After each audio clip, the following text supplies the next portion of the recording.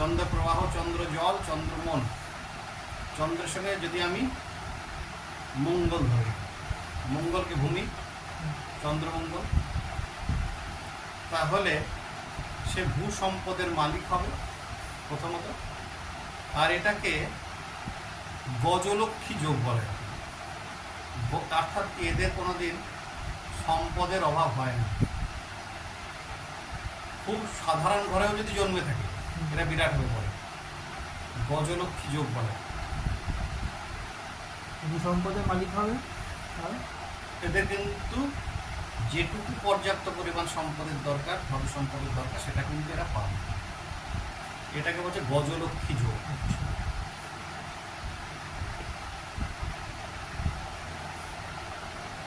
হয়েছে চন্দ্র বুধ। আর এটা গরিব ঘরে জন্মালেও কিন্তু অনেক সম্পত্তি মালিক হবে, পরবর্তীকালে সম্পদ কামিয়ে দেবে। চন্দ্র বুধ এবারে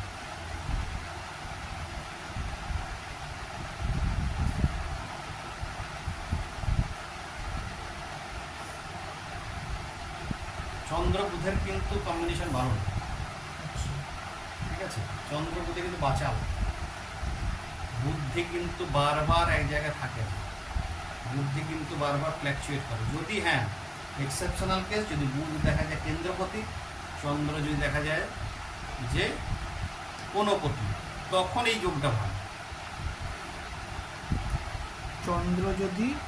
চন্দ্র বা বুধ কোনো একজন কেন্দ্র বা কোনপতি, দুজনাই হতে হবে, তবেই একমাত্র এই যোগটা ভালো।